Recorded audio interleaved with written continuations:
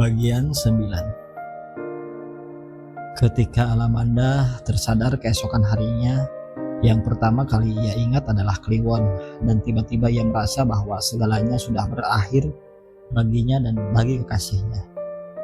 Saat itu Alamanda merasa telah jadi seorang perempuan terkutuk dan ia malu pada diri sendiri. Ia mungkin tak perlu menyesal tentang apapun yang pernah ia lakukan dan ia mungkin menerima apapun yang terjadi karena itu. Tapi tetap saja ia merasa telah menjadi perempuan terkutuk. Ia ingin menulis surat untuk kekasihnya, menyusul foto-foto itu, mengatakan apa yang terjadi. Tapi bukan kenyataan bahwa ia telah berada di luar kendali untuk mempermainkan seorang laki-laki yang seharusnya tak dipermainkan. Juga bukan kenyataan bahwa sang Sodancho telah memperkosanya. Ia hanya akan mengatakan bahwa ia telah tidur dengan sang Sodancho. Ia malu pada dirinya dan satu-satunya hal yang sangat ia sesali adalah bahwa ia akan kehilangan kekasihnya. Bahkan meskipun Kliwon akan menerima dirinya dalam keadaan apapun, ia sama sekali tak lagi ingin bertemu dengannya. Ia mungkin telah masih mencintainya, tapi ia akan berbohong bahwa ia mencintai sang Sodancho. Dan ia akan meninggalkan kekasihnya untuk menikah dengan kekasih yang baru. Ia akan mengatakan bahwa ia minta maaf karena itu. Dan surat itu akhirnya sungguh-sungguh ia tulis di siang hari dan dimasukkan ke dalam kotak pos secepat ia memasukkannya ke dalam amplop dan memberinya perampok. Kini apa yang harus ia lakukan adalah membuat perhitungan dengan Sodancho itu, melampiaskan dendam dan kemarahannya, memikirkan apa yang harus ia lakukan untuk memenuhi seluruh hasratnya selain menusukkan belati ke tubuh laki-laki itu. Maka setelah ia memasukkan surat ke dalam amplop yang akan dibaca Kliwon beberapa hari setelah itu, ia pergi ke kantor Ayon militer, memperoleh penghormatan yang tak semestinya dari prajurit penjaga kandang monyet di gerbang. Dan sebagaimana Maman Gendeng pernah datang ke sana, ia masuk ke kantor sang Sodancho tanpa mengetuk pintu. Sang Sodancho tengah duduk di belakang meja memandangi 2 buah foto Alamanda yang ada di tangannya, dan 8 foto lainnya bergelatakan di atas meja. Ketika Alamanda masuk secara tiba-tiba, sang Sodancho begitu terkejut dan mencoba menyembunyikan foto-foto tersebut, tapi Alamanda memberi isyarat untuk tak melakukan itu. Dan kemudian gadis tersebut berdiri di depan sang Sodancho dengan sebelah tangan tertekan di meja dan sebelah tangan yang lain bertolak pinggang. "Aku baru tahu itulah yang dilakukan lelaki waktu gerilya," kata Alamanda, sementara sang Sodancho memandangnya dengan tatapan seorang pendosa yang tampak menderita karena rasa cinta. "Kau harus mengawiniku tanpa aku pernah mencintaimu, atau aku akan bunuh diri setelah kukatakan kepada semua orang di kota apa yang telah kau lakukan terhadapku." "Aku akan mengawinimu, Alamanda," kata sang Sodancho. "Baik, dan urus sendiri pesta perkawinannya." Setelah itu Alamanda pergi lagi tanpa mengatakan apapun. Seminggu setelah hari itu, pesta perkawinan mereka telah menjadi pembicaraan publik di setiap kesempatan mereka bertemu dan bicara. Membicarakannya dalam spekulasi-spekulasi yang tulus maupun sembrono. Meskipun begitu, penduduk Halimunda yang telah menjadi terbiasa pada apapun yang terlampau terkejut dengan berita tersebut. Dan beberapa orang bahkan mengatakan dengan penuh keyakinan bahwa Alamanda dan sang Sodancho adalah pasangan paling serasi yang pernah dibayangkan manusia di muka bumi. Seorang gadis cantik anak pelacur paling disegani kawin dengan seorang mantan pemberontak yang pernah diangkat jadi panglima besar. Tak ada yang lebih pantas daripada itu. Beberapa di antara yang lain berkata bahwa sang Sodancho kenyataannya memang lebih pantas daripada si tukang onar Kliwon. Dan Alamanda bukan orang bodoh untuk mengetahuinya. Tapi ada banyak sahabat Kliwon di kota itu. Mereka adalah para nelayan karena ketika ia masih tinggal di sana, Kliwon sering pergi melaut bersama mereka atau membantu menarik jaring di pantai dengan upah atau plastik ikan tangkapan. Juga karena Kliwon telah banyak membantu membetulkan perahu yang bocor dan mesin tempel yang rewel ketika ia masih bekerja di bengkel perahu. Mereka adalah para buruh tani yang Sebagaimana Kliwon, banyak petani di pinggiran kota itu bekerja di tanah milik orang, dan di sela-sela waktu, Kliwon adalah teman yang menyenangkan yang akan membicarakan banyak hal dari otaknya yang cerdas, yang tak pernah diketahui oleh teman-temannya dan bahkan dipikirkan pun tidak. Mereka adalah para gadis yang pernah jatuh cinta atau tetap masih jatuh cinta kepadanya. Dan meskipun beberapa gadis itu pernah ditinggalkan Kliwon untuk memperoleh gadis lain, mereka sama sekali tak sakit hati kecuali tetap mencintainya sampai kapanpun. Mereka adalah para pemuda teman sepermainan Kliwon, teman berenang yang mencari kayu bakar dan mencari rumput untuk dijual pada orang kaya, dan teman berburu burung di masa kecil. Mereka semua agak bersedih hati karena Alamanda memutuskan untuk kawin dengan sang Sodanco dan meninggalkan laki-laki itu. Tapi apapun yang terjadi, mereka sama sekali tak memiliki urusan apapun untuk mencampuri keputusan Alamanda. Dan demikian pula urusan sakit hati atau tidak itu sepenuhnya adalah urusan Kliwon. Segera menyebar pula dari satu pojok ke pojok lain melewati geografi desa-desa di Halimunda berita tentang pesta perkawinan yang disebut-sebut orang sebagai pesta perkawinan paling meriah yang pernah terjadi dalam sejarah kota itu, dan mungkin tak akan pernah terjadi lagi di masa yang akan datang. Dipastikan bahwa pesta perkawinan itu akan diramaikan oleh 7 rombongan dalang yang akan mementaskan Mahabharata secara lengkap selama 7 malam. Bahwa seluruh penduduk kota semuanya diundang untuk datang, sampai dikatakan bahwa makanan yang tersedia akan mencukupi untuk seluruh kota selama 7 turunan. Juga ada pertunjukan sintren, kuda lumping, orkes perayu, film layar tancap, dan tentu saja adu babi.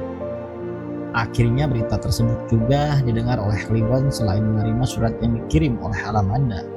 1 hari menjelang perkawinan itu, ketika tenda telah didirikan di depan rumah Dewi Ayu dan Alamanda menjalani perawatan dari beberapa dukun perkawinan, Kliwon pulang ke Halimunda dengan kereta api dalam kemarahan yang membakar seluruh tubuhnya. Bukan semata-mata bahwa ia belum pernah ditinggalkan dan disakiti seorang perempuan, tapi setulus hati karena ia sangat mencintai Alamanda. Di depan stasiun tempat terakhir kali mereka bertemu dan berciuman, Kliwon menebang pohon ketapang itu ditonton banyak orang yang bertanya-tanya apa yang akan ia lakukan terhadap pohon itu. Mereka tak berani mengganggu terlalu banyak melihat mata yang marah di wajahnya, terutama karena ia menggenggam golok, dan bahkan seorang polisi yang kebetulan ada di sana juga tak berani melarangnya untuk tidak menebang pohon ketapang yang rencananya akan dipakai sebagai pohon pelindung di muka stasiun. Ketika pohon itu roboh, mereka hanya menunggu beberapa langkah untuk menghindarkan diri dari terkena dahan dan rantingnya, sambil terus bertanya-tanya mengapa laki-laki itu melampiaskan kemarahan cintanya pada sebatang pohon ketapang kecil yang tak berdosa. Sementara itu Kliwon sendiri tampaknya tak merasa terganggu dengan orang-orang yang bergerombol di muka stasiun dan menonton dirinya, dan mulai memotongi dahan dan ranting serta memangkasi daun-daunnya sehingga memenuhi jalan masuk ke peron, dan ketika angin bertiup, daun-daun itu tersebar dalam pusaran sampah yang mengerikan. Tapi bahkan tukang sapu pun tak berani mencegah perbuatannya kecuali tetap melihatnya sambil menduga-duga kemungkinan laki-laki itu telah menjadi gila. Hanya ada seorang laki-laki teman Kliwon di masa kecil berani bertanya apa yang sedang ia lakukan dengan pohon ketapang itu, dan Kliwon menjawab pendek, menebangnya. Dan orang-orang tak ada lagi yang berani bertanya, dan Kliwon melanjutkan pekerjaannya. Setelah pohon-pohon itu bersih dari ranting-ranting dan daun-daunnya, ia mulai memotong-motongnya seukuran kayu bakar. Batang yang besar ia bagi 2 atau 4 sehingga dalam beberapa saat kayu-kayu tersebut mulai menumpuk di pinggir jalan. Kliwon berjalan ke arah kantor urusan bagasi, dan di sana ia mengambil seutas tali tambang dadu tanpa permisi. Tapi tetap tak ada orang yang melarang, dan mengikat kayu-kayu itu dengannya. Setelah semuanya selesai, tanpa bicara kepada satupun di antara orang-orang yang masih bersetia mengerumuninya, ia memasukkan goloknya ke dalam sarung dan mengangkat ikatan kayu tersebut lalu berjalan meninggalkan stasiun. Semula orang-orang itu hendak mengikuti kemana ia akan pergi. Tapi temannya yang tadi bicara yang tiba-tiba mengerti apa yang akan terjadi segera berkata pada orang-orang tersebut, "Biarkan ia pergi sendiri." Tampaknya apa yang dipikirkan sang teman benar adanya. Kliwon pergi ke rumah Alamanda dan menemui gadis itu yang tengah melihat persiapan pesta dengan sambil lalu. Alamanda dibuat terkejut oleh kedatangannya dan lebih terkejut ketika melihat laki-laki yang masih dicintainya itu memanggul kayu entah untuk apa. Sejenak Alamanda berpikir untuk melompat ke arahnya, memeluknya dan berciuman sebagaimana pernah mereka lakukan di stasiun. Berkata padanya bahwa ini pesta perkawinan mereka dan adalah bohong belaka ia akan kawin dengan sang Shodancho. Tapi segera saja kesadarannya pulih dan ia mencoba menampakkan dirinya seolah-olah bangga menghadapi pesta perkawinan bersama sang Shodancho tersebut. Menjadi gadis yang seangkuh-angkuhnya. Pada saat itu Kliwon segera menjatuhkan kayu di pundaknya ke tanah, membuat Alamanda sedikit terlompat karena jika tidak jari-jari kakinya mungkin tertimpa. Dan Kliwon akhirnya membuka mulut. Ini pohon ketawang menyedihkan itu. Tempat kita berjanji akan bertemu kembali. Ku persembahkan untuk kayu bakar pesta perkawinanmu. Alamanda mengangkat tangannya dan membuat gerakan melambai terbalik dalam isyarat untuk membuatnya pergi. Dan Kliwon akhirnya pergi tanpa berkata, bagaikan disapu oleh gerak isyarat tangan itu. Bagai dilemparkan oleh badai kebencian yang menyapu segala hal. Ia mungkin tak tahu bahwa ketika ia telah pergi dan tak tampak batang hidungnya, Alamanda berlari ke kamarnya, menangis sambil membakar fotonya yang masih tersisa. Ketika ia bertemu sang Shodancho di kursi pengantin, segala usaha telah dicoba untuk menyembunyikan sisa-sisa tangisannya sepanjang malam, namun itu sama sekali tak berhasil. Dan selama berbulan-bulan atau bahkan bertahun-tahun itu menjadi gunjingan orang kota. Kliwon menghilang setelah itu, atau Alamanda tak mengetahui kabar beritanya lagi sejak itu selama berbulan-bulan. Atau mungkin karena Alamanda tak berharap tahu apapun lagi tentangnya. Ia hanya menduga-duga bahwa laki-laki itu telah berangkat kembali ke ibu kota, menyelesaikan kembali sekolahnya di universitas, atau bergabung dengan pemuda komunis, siapa tahu. Tapi sesungguhnya Kliwon tak pergi kemana-mana. Ia masih tinggal di Halimunda, tidur dari rumah teman ke satu ke rumah teman yang lain, atau bersembunyi di rumah ibunya. Di hari perkawinan Alamanda keesokan hari, ia bahkan datang secara diam-diam, menyamar sedemikian rupa untuk bersalaman dengan sang Shodancho serta Alamanda tanpa keduanya tahu. Tapi Kliwon tahu bahwa semalam Alamanda menangis. Bukti tak terbantah bahwa ia menjalani perkawinan yang tak dikehendakinya sendiri. Bukti tak terbantah bahwa ia memilih suami yang tak dicintainya sendiri. Dan pada gilirannya, Kliwon tak lagi merasa marah pada Alamanda, kecuali rasa sedih pada nasib malang yang menimpa orang yang dicintainya itu. Tapi ia bertanya-tanya di dalam hati apa yang telah terjadi sehingga Alamanda memutuskan untuk kawin dengan sang Shodancho yang baru dikenalnya berminggu-minggu itu. Sampai akhirnya ia mendengar seorang nelayan berkata bahwa suatu senja ia melihat sang Shodancho mengendarai truk keluar dari hutan sementara Alamanda tampak tak sadar di sampingnya. Seorang nelayan lain bersumpah kepadanya bahwa ia melihat dari tengah laut sang Shodancho membopong Alamanda masuk ke gubuk gerilyanya. Aku ikut bersedih dengan apa yang terjadi antara kau dan Alamanda, kata nelayan itu. Tapi jangan berbuat dungu terhadap sang Shodancho. Paling tidak, jika kau berpikir untuk melakukan balas dendam, libatkan kami bersama dirimu. Tak akan adalah balas dendam, kata Kliwon.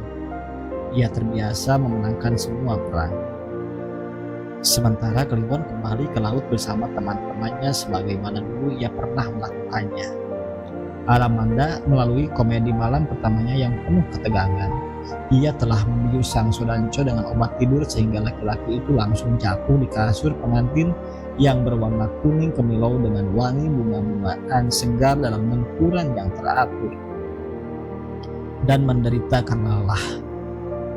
Alamanda menggelar matras di lantai dan tidur di sana tak memiliki sedikit pun niat untuk tidur berdampingan dengan suaminya sebagaimana pengantin kebanyakan.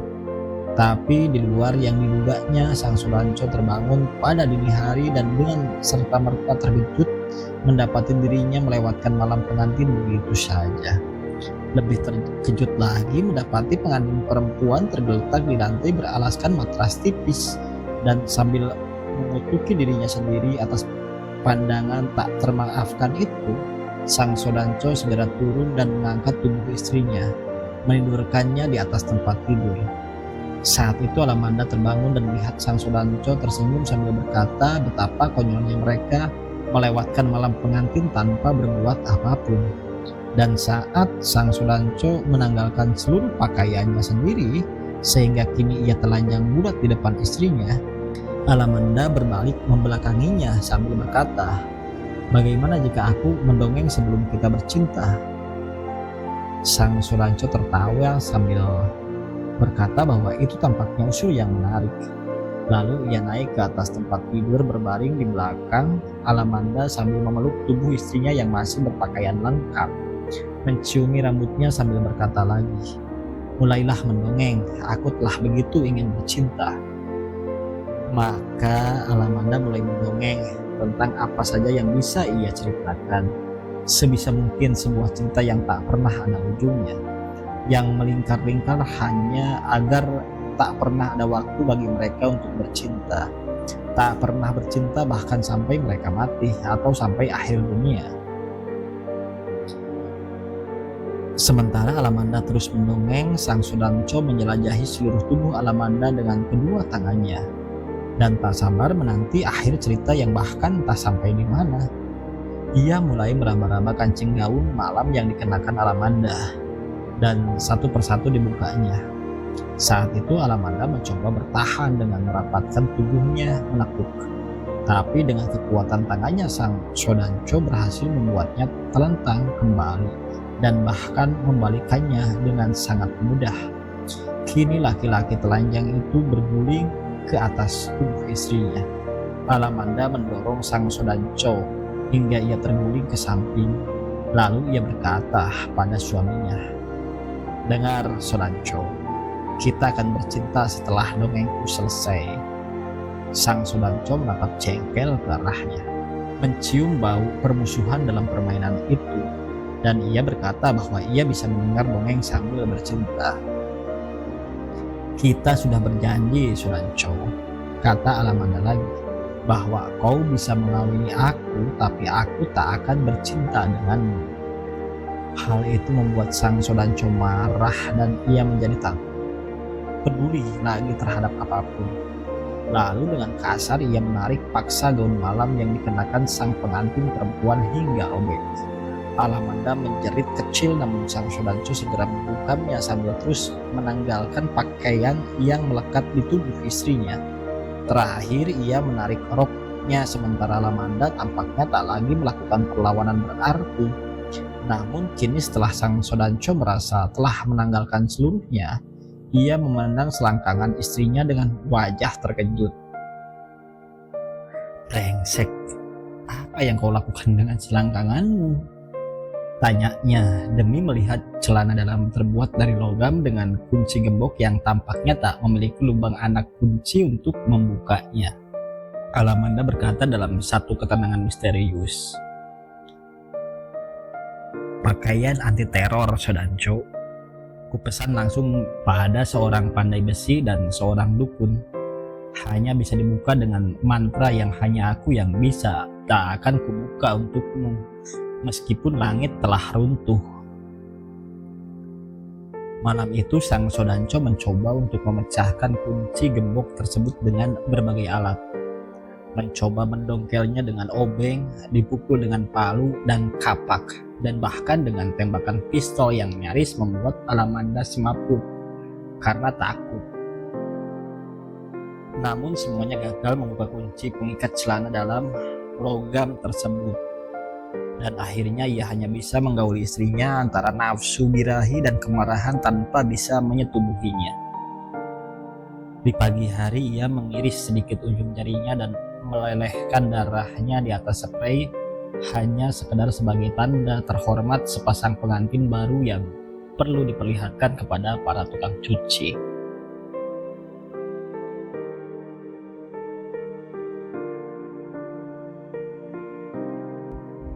Seminggu selepas perkawinan itu, ketika segala pesta kini tinggal sampah dan desas-desusnya, pengantin baru itu pindah ke rumah yang dibeli Sang Sodanco untuk tempat tinggal mereka. Sebuah rumah peninggalan masa kolonial dengan 2 orang pembantu yang mengurus rumah dan seorang tukang kebun. Dewi Ayu yang menyuruh mereka pindah dan berpesan sebisa mungkin tak perlu mengunjunginya lagi. Perempuan kawin tak bergaul dengan pelacur, katanya pada Alamanda. Ibunya nyaris selalu benar, dan dengan sedih Alamanda akhirnya pindah. Pada saat itu, sebagaimana janjinya, Alamanda tetap tak menanggalkan celana dalam besi itu, seolah-olah ia seorang prajurit abad pertengahan yang selalu curiga musuh akan datang menyergap kapan saja. Menusuk dengan pedang yang lembek namun cukup mematikan. Sang Sodanco sendiri tampaknya sudah putus asa untuk mencoba membukanya. Namun setelah berkonsultasi dengan banyak dukun, mereka semua dukun-dukun itu angkat bahu sambil mengatakan bahwa tak ada kekuatan setan macam apapun yang bisa meluluhkan kekuatan hati seorang perempuan yang teraniaya. Ia harus mengeluarkan banyak uang untuk konsultasi penuh kesia-siaan tersebut. Bukan untuk jawaban dukun-dukun yang tak berguna itu, tapi untuk membuka mulut mereka agar aib keluarga yang memalukan itu tak tersebar kemana-mana. Dan karena itu pula ia tak bisa bertanya pada siapapun lagi mengenai masalahnya di atas tempat tidur. Ia sudah mencoba membujuk istrinya agar mengendorkan kekeras kepalaannya yang tak terpuji itu. Tapi jangankan menyerah untuk membuka celana dalam besinya. Alamanda bahkan memutuskan untuk tidur terpisah dengan Sang Sodanco, bagaikan sepasang suami istri yang tengah menunggu keputusan cerai dari pengadilan. Ini membuat Sang Sodanco seringkali harus tidur dalam pendaman birahi yang menyedihkan. Memeluk bantal dan guling membayangkan itu adalah tubuh istrinya. Pernah suatu ketika Alamanda berkata kepadanya, entah karena merasa kasihan atau sekedar ingin menunjukkan kebesaran hatinya, "Jika kau tak tahan untuk menumpahkan isi buah pelirmu, pergilah ke rumah pelacuran. Aku tak akan marah karena itu, dan sebaliknya aku akan ikut bersenang hati untukmu." Tapi Sang Sodanco sama sekali tak melakukan apa yang disarankan istrinya.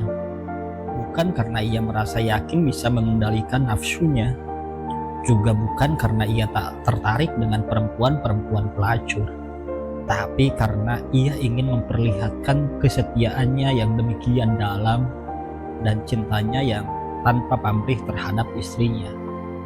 Paling tidak dengan cara itu ia bisa berharap bahwa hati istrinya lama-kelamaan akan luluh oleh sikapnya yang manis dan terpuji itu. Tapi Alamanda sama sekali tak menunjukkan tanda-tanda akan menyerah.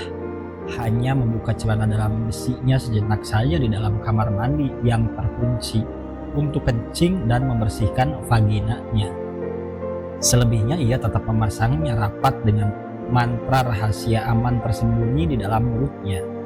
Kemanapun ia pergi dan kapanpun, ada atau tidak ada Sang Sodanco. Kadang-kadang Sang Sodanco berharap suatu waktu istrinya lupa mengatakan mantra itu dan ia mendengarnya. Tapi ternyata sia-sia saja menantikan hal itu.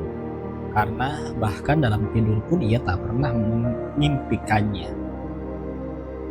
Satu-satunya yang bisa dilakukan Sang Sodanco sekarang adalah menyerah pada nasib untuk tak pernah merasakan rasanya bercinta dengan perempuan, kecuali kesempatan-kesempatan darurat bercinta dengan bantal dan guling di atas tempat tidur.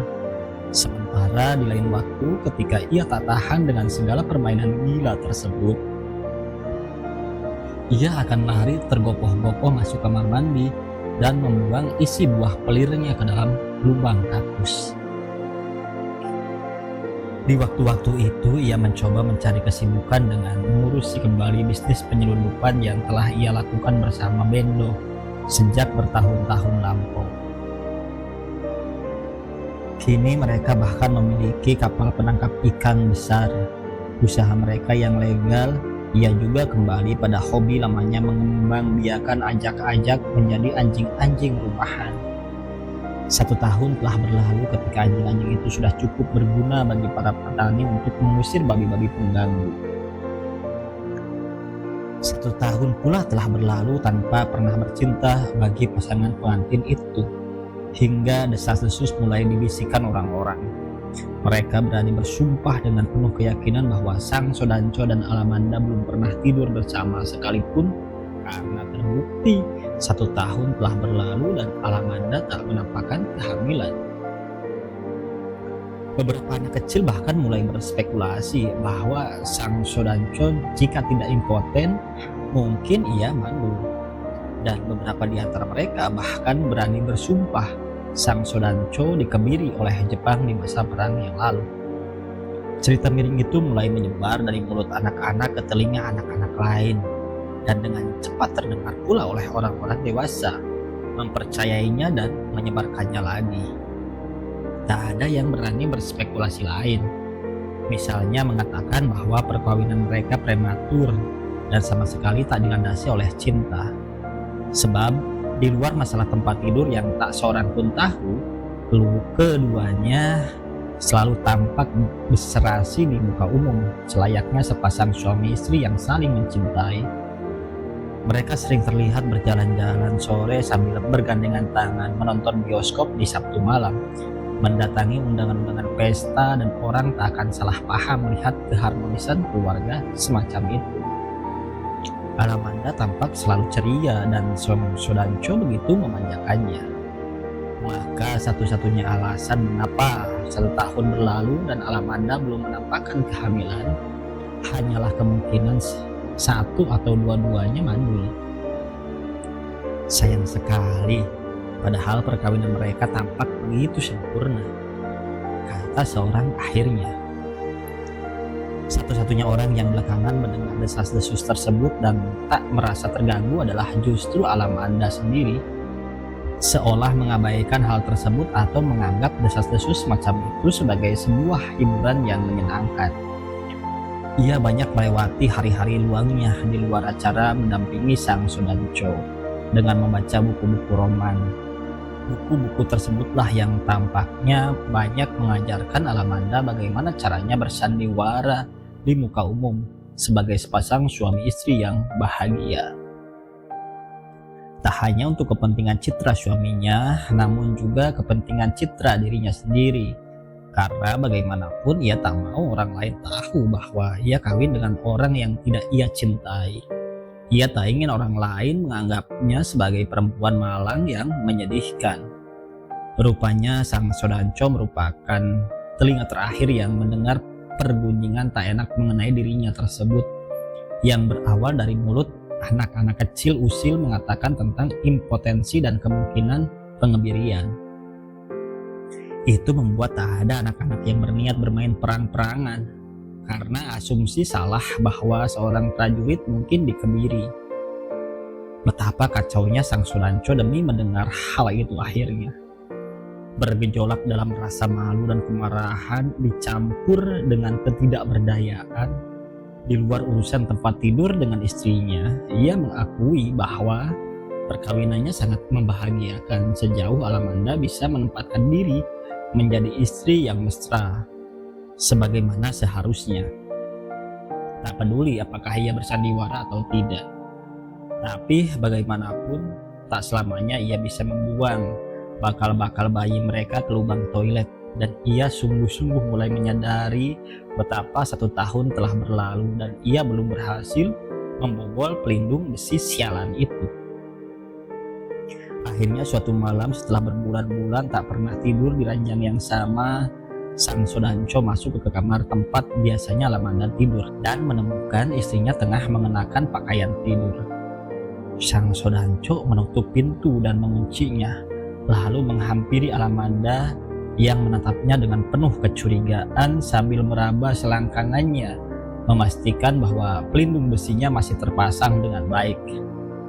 Sang Sodanco kemudian berkata pada istrinya, "Bercintalah denganku, sayang." Suaranya tampak memelas.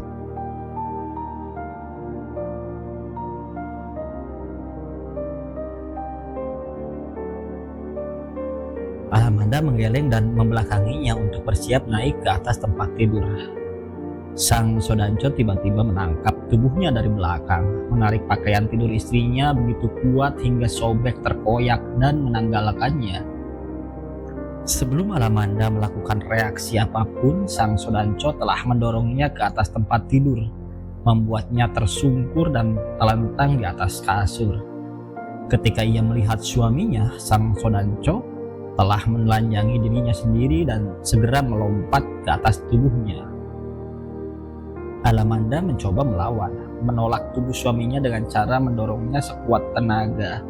Tapi Sang Sodanco begitu erat mendekap, menciuminya begitu liar dan meremas buah dadanya dengan penuh nafsu. "Kau memperkosa aku, Sodanco!" jerit Alamanda saat mencoba berguling ke samping menghindar. Tapi Sang Sodanco terus memburunya, menghimpitnya dan menjelajahi setiap wilayah tubuhnya. "Sodanco setan, iblis, brengsek, terkutuk, perkosalah aku dan tombakmu akan patah menghantam perisai besiku," kata Alamanda akhirnya. Ia tak lagi mencoba melawan dan membiarkan Sang Sodanco berusaha sia-sia mencumbu dirinya. Kini Sang Sodanco bisa bergerak lebih leluasa, mendustai dirinya sendiri bahwa ia tengah bercinta dengan istrinya, sampai tombaknya memuntahkan cairan sperma ke permukaan lempengan besi pelindung vagina istrinya. Sang Sodanco terguling ke sampingnya dengan napas satu-satu dan bintik-bintik keringat menghiasi seluruh tubuhnya. Ia diam membisu selama beberapa saat sementara Alamanda menikmati sendiri kekonyolan itu, berbahagia dalam kemenangan dan balas dendam sebelum Sang Sodanco berdiri dan dengan penuh kemarahan mendang selangkangan istrinya. Alamanda terkejut sejenak dibuatnya. Tapi Sang Sodanco lebih terkejut karena kakinya terasa demikian sakit membentur besi. Sambil meringis, ia duduk di tepi tempat tidur, mulai menangis menyedihkan. Tangisan seorang laki-laki malang yang patah hati sambil berkata, "Berapa kali pun kulakukan itu terhadapmu, kau tak akan pernah gunting. Terkutuplah kemaluan dan rahimmu," katanya sambil berlalu berpakaian dan pergi meninggalkan kamar istrinya. Alamanda salah menduganya ketika ia kemudian menganggap Sang Sodanco akan mengakhiri segala usahanya setelah peristiwa itu dan menyerah sepenuhnya pada hukuman yang ia timpakan untuknya. Pada suatu hari ketika ia sedang di dalam kamar mandi yang terkunci rapat, ia telanjang sepenuhnya. Sementara celana dalam besi itu tergeletak begitu saja di bibir bak mandi. Tiba-tiba sesuatu menghantam pintu yang tampaknya begitu kuat. Seketika pintu tersebut hancur menjadi puing-puing meninggalkan lubang yang sangat besar. Kesadarannya belum begitu pulih dari keterkejutan ketika dilihatnya Sang Sodanco menyerbu ke dalam melalui lubang itu. Alamanda tak punya waktu untuk meraih celana dalam besinya dan apalagi mengenakannya, karena sekonyong-konyong Sang Sodanco telah mendekapnya dalam cengkraman. Ia menjerit keras bagai harimau betina terluka. Namun sang Sodanco tampaknya tak peduli, mengangkatnya ke atas bahunya sebagaimana dulu ia mengangkat tubuh yang tak berdaya itu ke hutan tempatnya bergerilya. Ia membawanya keluar dari kamar mandi, sementara Alamanda terus meronta-ronta sambil memukuli bagian punggung sang Sodanco. Dua orang pembantu mengintip adegan tersebut secara diam-diam melalui celah pintu dapur dengan tubuh bergetar menahan kengerian. Sang Sodanco membawa Alamanda ke kamarnya sendiri. Kamar yang sejak semula telah direncanakannya sebagai kamar mereka berdua, dan melemparkannya ke atas tempat tidur sebelum ia berbalik dan mengunci pintu. "Terkutuklah kau, Sodanco," kata Alamanda sambil berdiri di atas tempat tidur serta menyingkir ke arah dinding. "Berani-beraninya kau memperkosa istrimu sendiri?" Sang Sodanco tak menjawab, bahkan tak tersenyum sedikit pun kecuali membuka pakaiannya sendiri dan memandang Alamanda dengan pandangan seekor anjing mesum. Demi melihat wajah seperti itu, nalurinya segera memberitahu mengenai bahaya dan Alamanda semakin merapat ke arah dinding. Tampaknya itu sia-sia saja karena sang Sodanco cepat menangkap tubuhnya dan membantingnya ke atas tempat tidur sambil menjatuhkan dirinya di atas tubuh Alamanda. Mereka melalui menit demi menit dalam perkelahian seorang laki-laki yang ingin melampiaskan nafsu birahinya dan seorang perempuan yang berusaha mencakar dan menjerit mempertahankan dirinya dari cinta yang tak ingin ia lakukan. Alamanda menutup rapat kemaluannya dengan kedua pahanya. Namun sang Sodanco membongkar paksa pertahanan terakhir tersebut dengan lututnya yang perkasa. Dan apa yang terjadi maka terjadilah. Sang Sodanco memperkosa istrinya sendiri sehingga di akhir pertarungan yang melelahkan Alamanda berkata, "Terkutuklah kau setan pemerkosa." Sebelum ia menangis dan tak sadarkan diri, sang Sodanco mengakhirinya dengan dua luka cakaran di wajah, dan Alamanda merasakan sakit yang luar biasa di selangkangannya.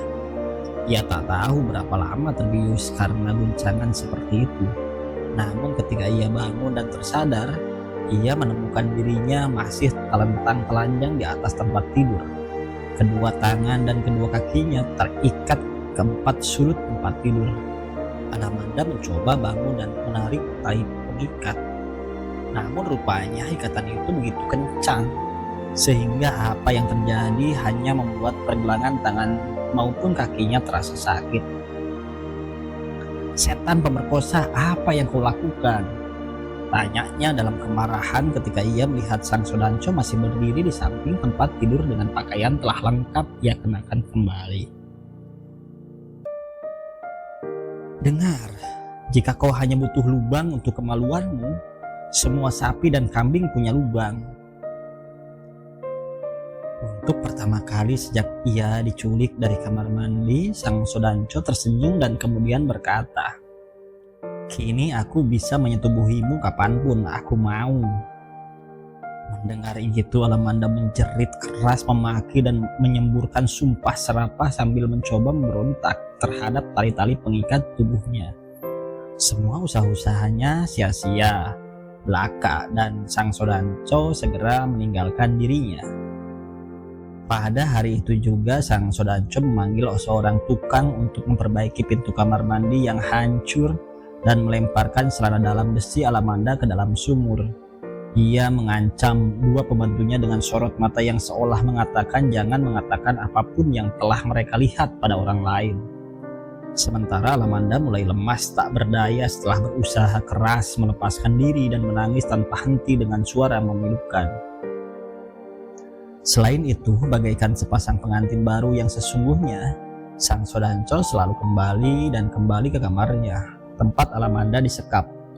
Bercinta dengan istrinya dalam rentang waktu setiap 2,5 jam sekali tanpa lelah. Ia menampilkan keriangan seorang anak kecil yang memperoleh mainan baru. Dan sementara itu perlawanan Alamanda semakin lama semakin tak berarti apa-apa. "Bahkan jika aku mati," kata Alamanda dengan putus asa, Percayalah, lelaki ini akan menyetubuhi kuburanku. Demikianlah sepanjang hari itu Alamanda diikat di atas tempat tidur, disetubuhi berkali-kali.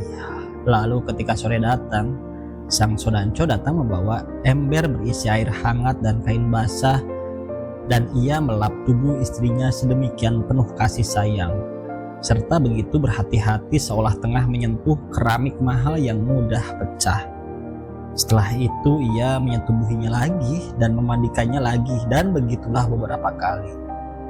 Alamanda sama sekali tak tersentuh hatinya pada sikap sang Sodanco yang penuh perhatian tersebut. Dan bahkan ketika sang Sodanco membawakannya seporsi makan siang, ia menolaknya dengan tegas sambil mengatupkan mulutnya dengan rapat. Alamanda hanya bersedia minum, dan ketika sang Sodanco memaksanya membuka mulut dan menjejalkan nasi ke dalamnya, Alamanda langsung menyemburkan nasi tersebut hingga menyerbu wajah sang Sodanco. "Makanlah, sebab tak akan menyenangkan bersetubuh dengan sebongkah mayat," kata sang Sodanco. Atas bujuk rayu tersebut Alamanda menjawab dengan ketus, "Lebih tak menyenangkan bersetubuh dengan manusia hidup sepertimu."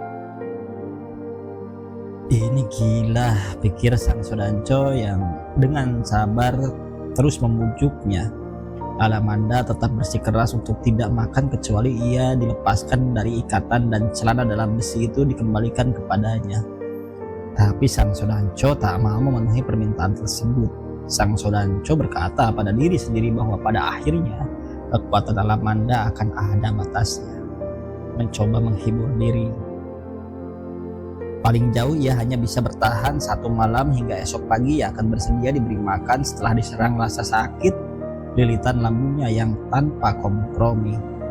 Dengan anggapan seperti itu, sang Sodanco kemudian mengembalikan makan siang istrinya ke dapur, dan ia melewatkan makan siang seorang diri di meja makan.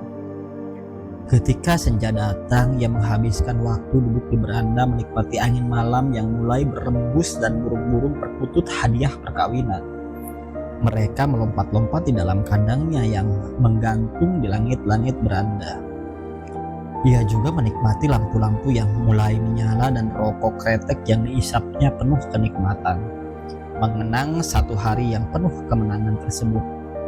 Akhirnya ia bisa merasakan bagaimana rasanya bercinta dengan istrinya sendiri.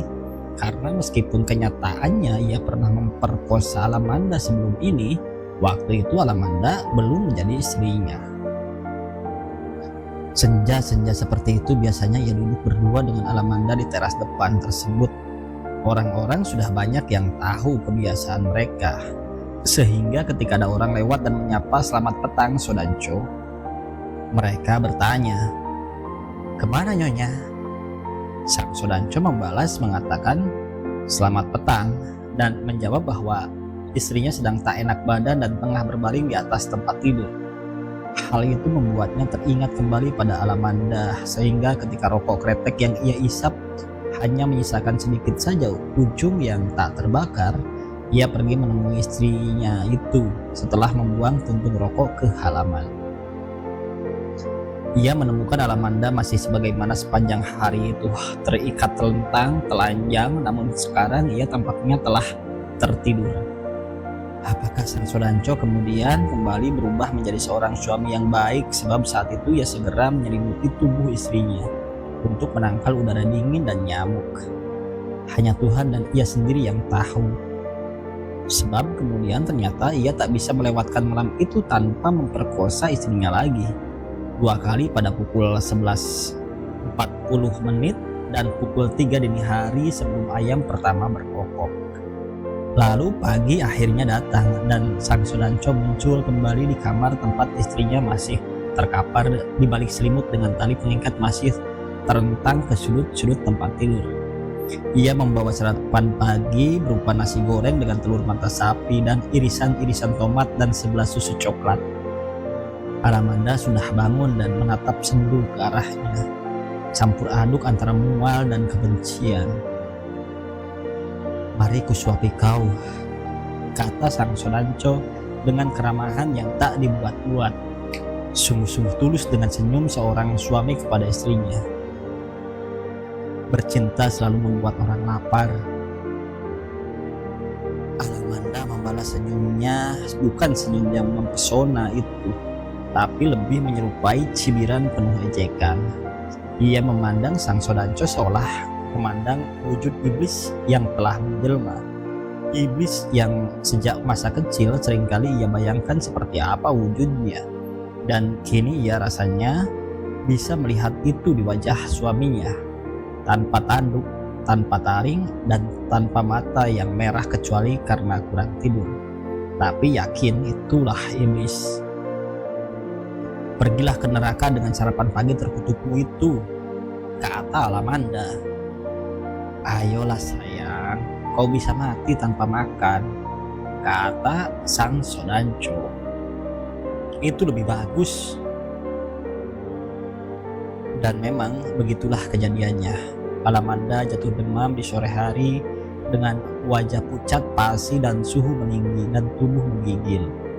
Hari itu sang Sodanco sama sekali tak memperkosanya lagi setelah percintaan sehari semalam. Mungkin karena lelah atau kepuasan yang telah melewati ambang batas, atau sebagai satu usaha memperbaiki hubungan dengan istrinya agar ia bisa membujuknya untuk makan. Alamanda kini menolak apapun sepenuhnya, tak hanya nasi, tapi bahkan menolak untuk minum. Dan itulah ia akhirnya terserang demam di sore hari serta mulai mengigau dalam umpatan-umpatan. Sang Sodanco mulai panik dengan keadaan istrinya yang memburuk. Masih mencoba membujuknya makan, kali ini semangkuk bubur, dan masih memperoleh penolakan.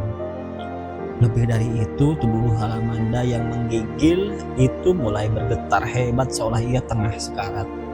Tapi Alamanda sendiri melalui saat-saat mengerikan seperti itu dengan ketenangan yang luar biasa, seolah ia telah siap menghadapi maut yang paling buruk sekalipun. Sang Sodanco mencoba mengurangi demamnya dengan memberi kain basah pengompres di dahi Alamanda, membuat uap air seketika mengapung membentuk kabut. Tapi panas demamnya sama sekali tak memperlihatkan kehendak untuk turun. Dalam keputusasaan, sang Sodanco akhirnya membuka semua ikatan tubuh istrinya. Namun Alamanda masih berbaring tanpa pemberontakan meskipun kebebasannya memungkinkan ia untuk bangkit dan melarikan diri.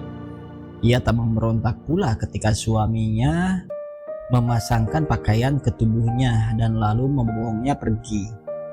Alamanda waktu itu tak lagi mampu memahami apa yang terjadi sehingga tak bertanya apa-apa kecuali terkulai di bahu sang Sodanco.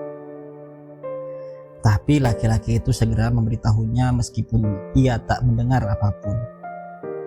Aku sungguh-sungguh tak menginginkan kau jadi sebongkah mayat. Kita akan ke rumah sakit. Di luar yang diduga sang Sodanco yang menganggap istrinya hanya memerlukan satu suntikan vitamin dan sedikit infus, Alamanda menghabiskan waktu 2 minggu untuk perawatan di rumah sakit. Setiap hari ia menyempatkan datang ke kamar tempat istrinya menginap sambil mengatakan betapa menyesalnya pada apa yang telah ia lakukan sebelum ini. Alamanda sama sekali tak percaya pada penyesalannya. Namun kini ia tak lagi memperlihatkan sikap permusuhan. Ia menerima bubur yang disuapkan para perawat ke mulutnya, meskipun ia tetap menolak bubur dari sang Sodanco. Dan hanya mengangguk ketika sang Sodanco berkata bahwa ia berjanji tak akan mengulang perbuatan itu lagi. Bagaimanapun Alamanda sama sekali tak mempercayainya. Adalah pada hari ke-14 ketika ia datang untuk menjenguk istrinya. Ia setelah ditelepon dokter yang merawat istrinya yang mengatakan bahwa Alamanda sudah boleh dibawa pulang. Ia bertemu dengan dokter tersebut di koridor rumah sakit. Si dokter menyapanya dengan basa-basi selamat siang, Sodanco. Dan sang Sodanco membalas mengatakan selamat siang dokter. Lalu si dokter mengajaknya duduk di kedai rumah sakit untuk bicara mengenai Alamanda. Apakah ada yang serius dengan kesehatan istriku, dokter? Tanya sang Sodanco. Sementara si dokter memesan makan siang yang sederhana. Baru ketika pesanan itu datang, si dokter menggeleng dan berkata, tak ada penyakit serius jika tahu bagaimana mengobatinya. Lalu ia mulai makan seolah ulur-ulur drama apapun yang akan ia bicarakan mengenai Alamanda. Sementara sang Sodanco menunggunya dengan penuh kesabaran, ditemani sigaret karena hanya di kedai itulah ia bisa merokok di rumah sakit. Ia masih mengkhawatirkan istrinya dan kembali menyesal telah menjadi penyebab itu semua. Sejak hari pertama, si dokter telah memberi diagnosa tentang luka di lambung, dehidrasi, dan Alamanda telah terserang gejala tifus. Dokter berkata untuk tak perlu khawatir. Alamanda hanya perlu istirahat selama sekitar 1 atau 2 minggu. Menghindarkan diri dari segala makanan asam kecuali bubur tawar. Banyak minum dan menelan antibiotik, dan virus di tubuhnya akan mati dengan sendirinya dalam waktu tak lebih dari 2 minggu.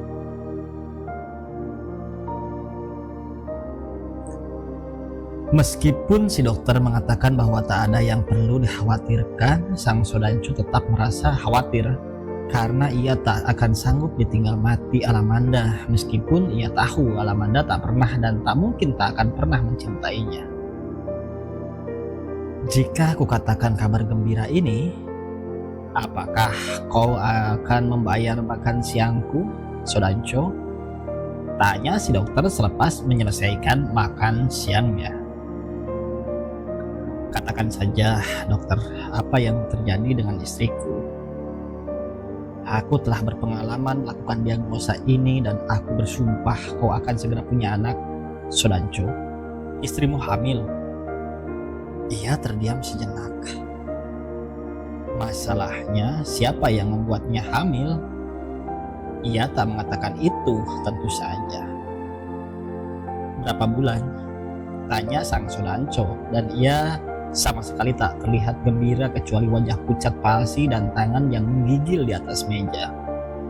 Bayangan-bayangan melesat di benaknya, membayangkan Alamanda secara diam-diam bercinta dengan siapapun yang ia inginkan. Dendam terhadap nasibnya untuk kawin dengan orang yang dicintainya. Laki-laki itu bisa jadi adalah kekasih lamanya atau kekasih baru yang ia tak tahu. Kenapa, Sodanco? Berapa bulan istriku sudah hamil, dokter? 2 minggu. Sang Sodanco bersandar ke sandaran kursi sambil membuang nafas. Tampak lega sekarang. Ia mengambil sapu tangan dan membersihkan butir-butir keringat dingin yang baru saja menghiasi dahinya. Setelah lama terdiam, ia mulai tersenyum. Kini tampak begitu bahagia sebelum berkata, "Membayar makan siang, dokter." Jadi ia akan segera punya anak, membuktikan bahwa desas-desus itu tak pernah bercinta dengan istrinya, dan bahwa ia impoten, dan bahwa ia dikebiri sama sekali tak beralasan. Karena ia akan punya anak, mereka berdua segera menemui Alamanda yang tampak telah cukup sehat untuk dibawa pulang. Dokter telah mengizinkannya memakan apapun yang sedikit lebih keras dari nasi bubur, dan wajahnya perlahan-lahan mulai tampak segar. Ia sesekali mulai berguling ke sana kemari di atas tempat tidur. Ketika si dokter meninggalkan mereka berdua untuk mengurusi kepulangan Alamanda, sang Sodanco berkata kepada istrinya, "Kau sudah sembuh, sayang?" Alamanda membalasnya tanpa ekspresi. Cukup segar untuk memancing birahimu. Tak terpengaruh oleh keketusan hatinya, sang Sodanco duduk di tepi tempat tidur menyentuh kaki istrinya, sementara Alamanda diam saja sambil memandang langit-langit. Dokter memberitahu bahwa kita akan punya anak. Kau hamil, sayang, kata sang Sodanco, lagi berharap bisa membagi kebahagiaan. Tapi Alamanda segera berkata membuatnya terkejut. Aku tahu dan aku akan menggugurkannya. Jangan lakukan itu, sayang, kata sang Sodanco memohon. Selamatkan anak itu dan aku berjanji tak akan pernah melakukan hal itu lagi. Baiklah, Sodanco, kata Alamanda. Jika kau berani-beraninya menyentuhku lagi, aku tak akan ragu-ragu untuk menggugurkannya. Secepat kilat sang Sudanco menarik tangannya dari kaki Alamanda, membuat perempuan itu ingin tertawa karena kekonyolannya. Sang Sudanco kembali menegaskan janjinya untuk tak melakukan pemerkosaan apapun lagi, meskipun Alamanda tak mengenakan celana dalam besi lagi. Memang begitulah kenyataannya. Alamanda tak lagi mengenakan celana dalam besi, selain karena celana dalam besi itu telah dibuang sang Sudanco ke dalam sumur. Ia cukup percaya diri dan yakin sang Sudanco tak akan melanggar janjinya sejauh ia tetap bisa menggugurkan kandungannya. Memiliki seorang anak jauh lebih penting dari apapun bagi ego seorang laki-laki semacam sang Sudanco. Alamanda bahkan berkata, meskipun kelak ia telah hamil 7 bulan atau 8 atau 9 bulan, ia tetap akan menggugurkannya apapun yang terjadi jika sang Sudanco kembali memaksanya melayani nafsu birahi. Bahkan meskipun ia sendiri mati karena itu, tapi jelas ia tak lagi mengenakan celana dalam besi, bukan karena ia telah berubah, telah memberikan dirinya kepada sang Sudanco, karena ia sudah berjanji untuk tak pernah mencintainya. Dan karena itu ia tak ingin bercinta dengannya, dan demi Tuhan ia memang tak mencintainya.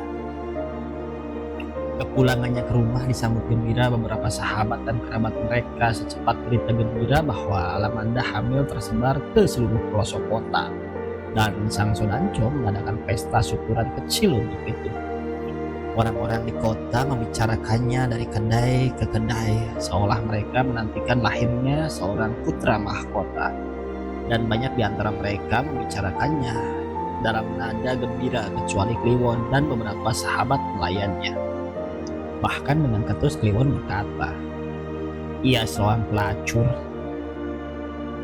Betapa terkejutnya para sahabat mendengar ia mengatakan itu untuk perempuan yang pernah demikian ia cintai. Tapi dengan tenang ia berkata lagi, seorang pelacur bercinta karena uang. Apa yang akan kita sebutkan pada seorang perempuan yang kawin juga karena uang dan status sosial? Ia lebih dari seorang pelacur. Ia dewi para pelacur. Tak ada kekesalan hati di dalam nada suaranya, seolah ia sedang mengatakan kenyataan yang sudah diketahui banyak orang. Jikapun ada kekesalan hati Kliwon pada keluarga tersebut, terutama kepada sang Sudanco, tentunya bukan karena kekasihnya direbut begitu saja. Sebagai seorang laki-laki sejati, ia telah dibuat siap pada kemungkinan apapun ditinggalkan perempuan yang paling dia cintai.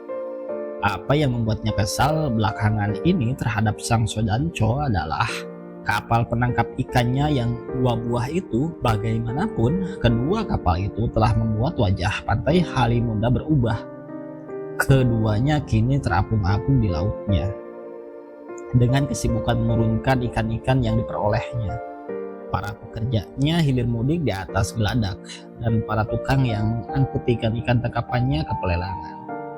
Tapi kedua kapal itu juga mengubah wajah para nelayan yang menjadi kusut karena ikan tak mudah lagi didapat, dan kenyataan tak mudah pula bersaing dengan alat-alat yang dimiliki kapal tersebut.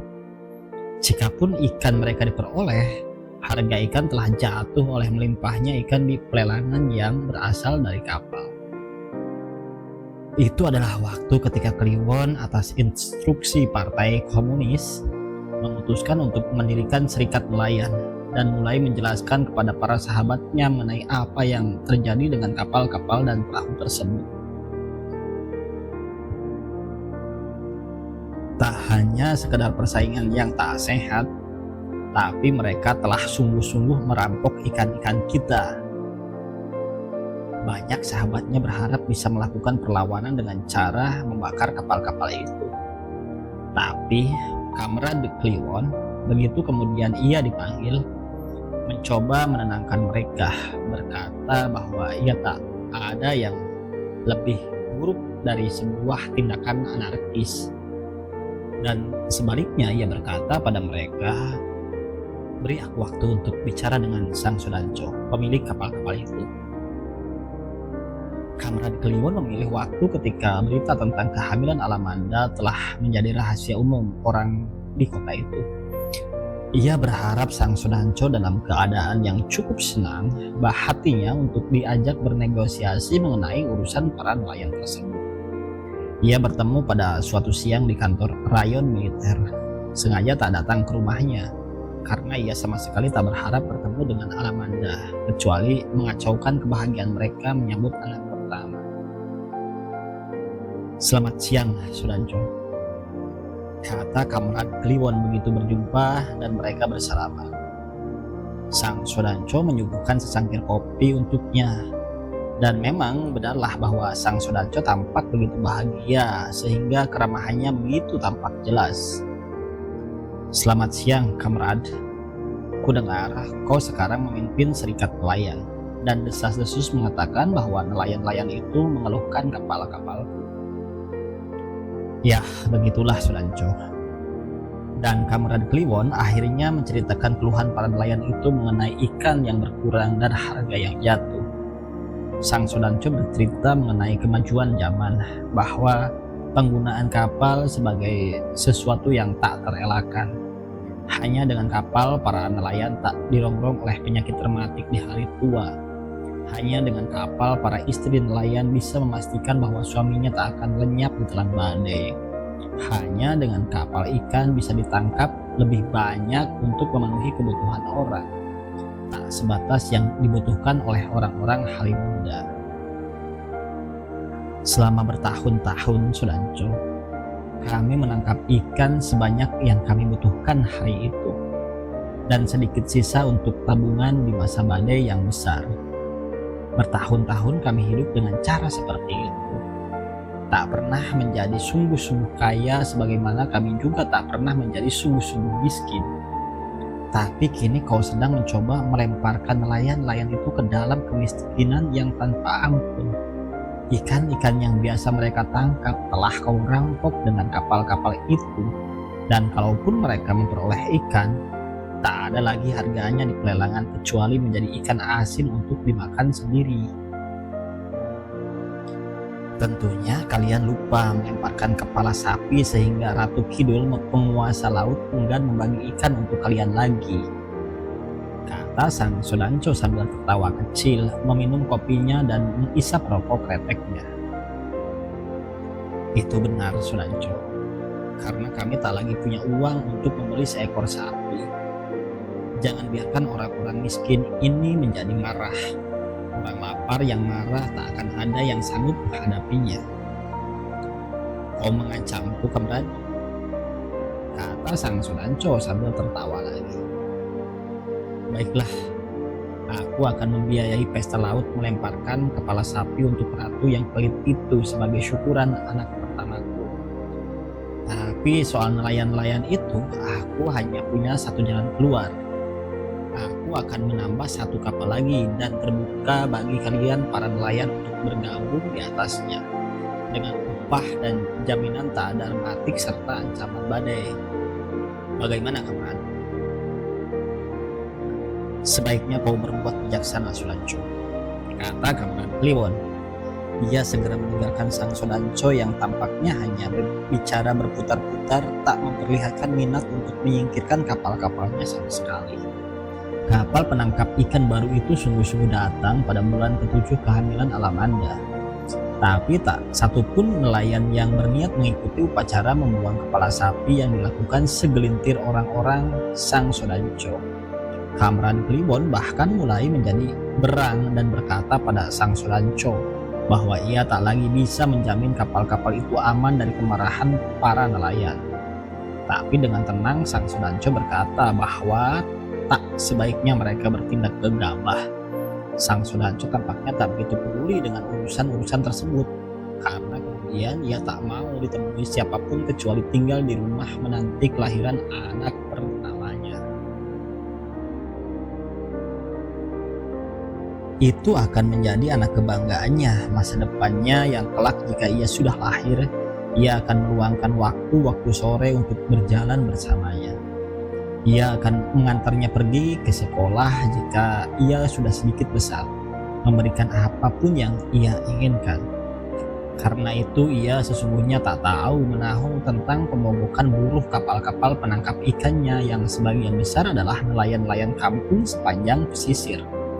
Mereka dihadapi sepasukan polisi dan tentara dari rayon militer dengan pemukulan, tapi orang-orang itu tetap bergeming. Tanpa berkonsultasi dengan sang Sodanco, para nakhoda kapal memecat para buruh itu satu persatu dan menggantinya dengan buruh-buruh baru yang bersedia mengikuti aturan main dan kontrak mereka. Serikat nelayan berhasil memasukkan orang-orangnya untuk bekerja di kapal. Namun kini mereka semua telah dipecat. Hal itu memancing kemarahan umum di antara para nelayan dan mereka tampaknya telah sungguh-sungguh merencanakan untuk membakar kapal-kapal itu dalam satu keputusasaan. Namun kembali Kamerad Kliwon mencoba mencegah mereka dan berjanji sekali lagi akan untuk bicara dengan sang Sodanco. Kali ini tampaknya ia benar-benar harus pergi ke rumahnya karena sang Sodanco tampak jarang masuk ke kantor dalam 2 bulan terakhir penantian anak pertamanya itu. Mau tidak mau tampaknya Kamerad Kliwon harus kembali bertemu dengan Alamanda. Dan begitulah, karena Alamanda lah yang kemudian membukakan pintu untuknya. Dengan jalan yang tertatih menahan beban perutnya yang tampak kembung di balik daster putih berbunga-bunga. Sejenak keduanya saling memandang dalam kerinduan yang serta-merta memuncak dalam satu kehendak bawah sadar untuk menghambur dan saling memeluk, mencium dan menangis bersama-sama dalam kesedihan berdua. Tapi itu tak mereka lakukan kecuali diam saling mematung, bahkan tak ada senyum dan sapaan. Kecuali Kamerad Kliwon yang memandang Alamanda dan mengaguminya sebagai perempuan yang demikian cantik. Ia bahkan jauh lebih cantik dengan kandungannya itu.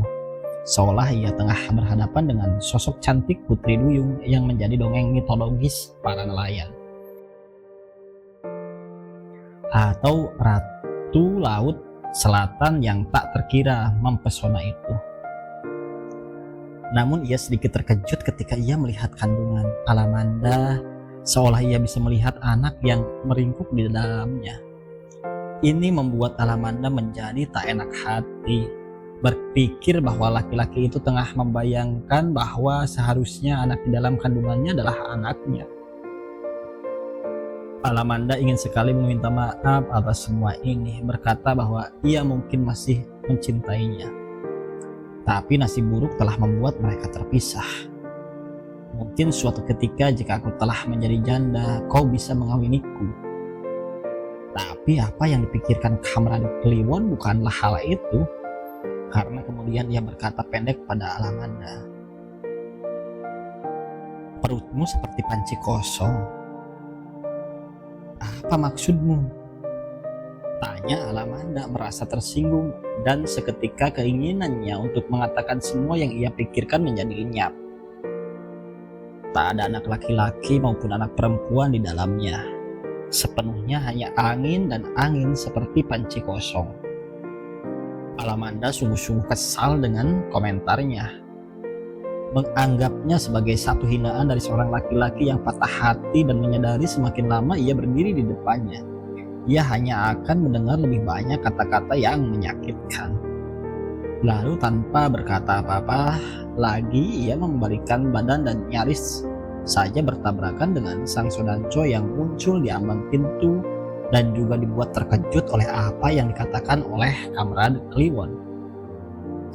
Alamanda masuk ke dalam rumah menyingkir, sementara kedua laki-laki yang ditinggalkannya duduk di kursi beranda tempat sepasang suami istri itu sering melewatkan senja bersama.